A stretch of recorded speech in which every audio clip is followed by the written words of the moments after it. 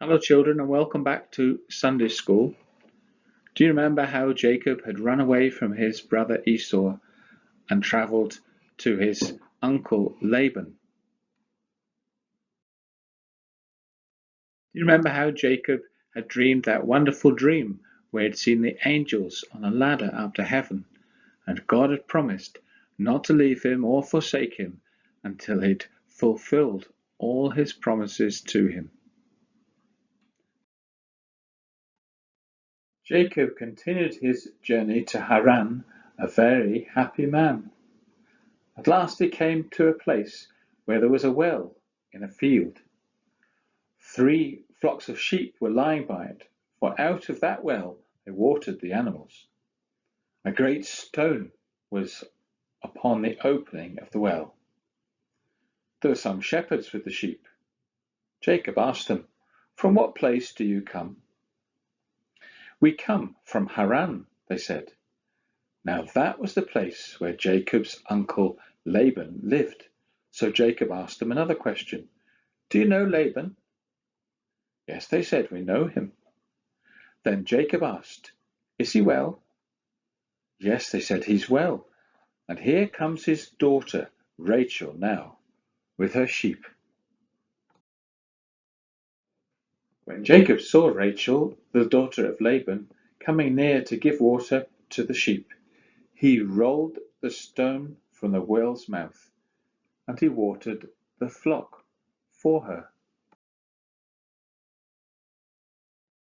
Then Jacob told Rachel that he was her cousin Jacob, Rebekah's son, and he kissed her. Rachel ran home and told her father that his sister's son had come. When Laban heard that, he too ran out to meet Jacob. He kissed Jacob and brought him to his home. They were all very glad to see him, and Jacob stayed with them for about a month. Jacob helped Laban in whatever had to be done. Laban said to Jacob, "If you will stay with me and help me, I will give you wages. I do not want you to work for me and earn nothing. What shall I pay you?" Now Laban had 2 daughters.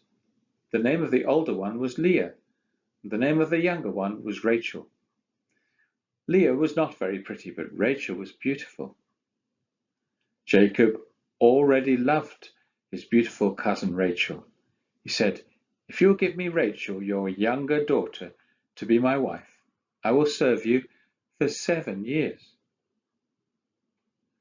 Laban said, "Very well, I would rather give her to you than to a stranger. You may stay and work for me." So Jacob served Laban 7 years for Rachel, and they seemed to him like only a few days because he loved her so much. At the end of the 7 years, Laban gave a big wedding and invited all the men of the place. Now in that time, ladies wore long veils or masks that covered their faces. Laban deceived Jacob. Instead of giving Rachel to him, Laban brought his old daughter, Leah. She was so covered up with her veil that Jacob did not know that it was not Rachel. But when she took off her veil, he found he had married Leah.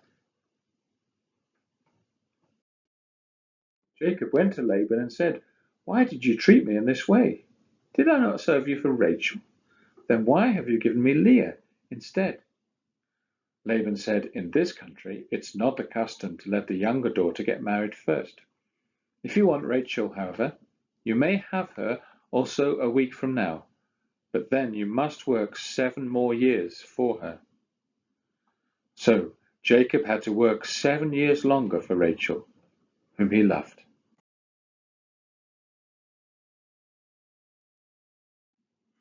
You know, back in the Garden of Eden, after God had created man and woman, Adam and Eve, he had not intended that a man should have more than one wife, but that he should be content with one.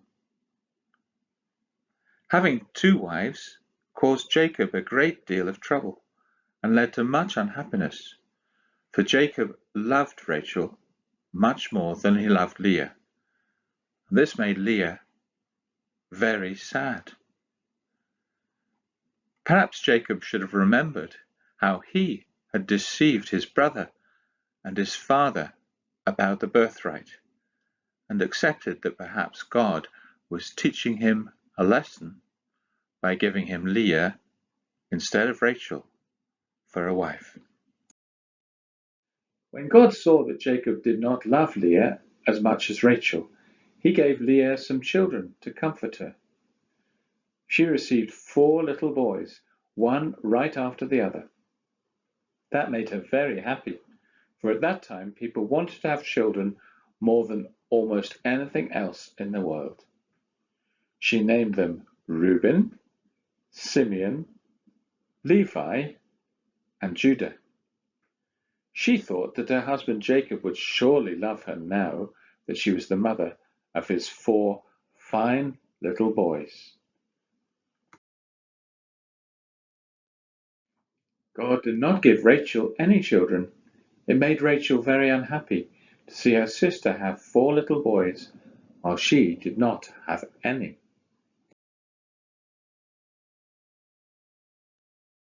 At last, Rachel did just what Sarah, Abraham's wife, had done. She gave her maidservant to Jacob for a wife. She thought, perhaps my maid Bilhah will have some babies, and then I can call them mine. Jacob married Rachel's maid, Bilhah. Bilhah received 2 little boys. Rachel called them hers, and she named them Dan and Naphtali. When Leah saw what Rachel had done, she told Jacob to marry her servant Zilpah too. She thought, perhaps in that way I can get still more children. Jacob married Zilpah, and Zilpah received 2 little boys. Leah called them hers, and she named them Gad and Asher. After this, Leah had 2 little boys of her own. She named them Issachar and Zebulun. She was very happy now, because she had 6 little sons of her own, and 2 of her handmaids. After a little while, Leah received a little girl, whose name was Dinah. Last of all, God sent Rachel a little baby boy.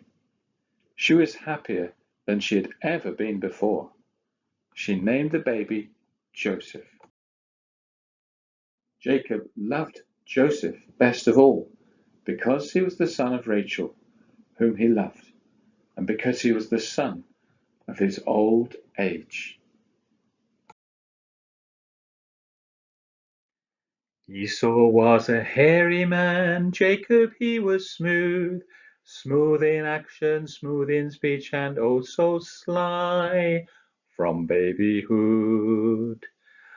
Esau was a hunting man, Jacob he chopped wood, built a fire, made some stew, and Esau saw that it was good.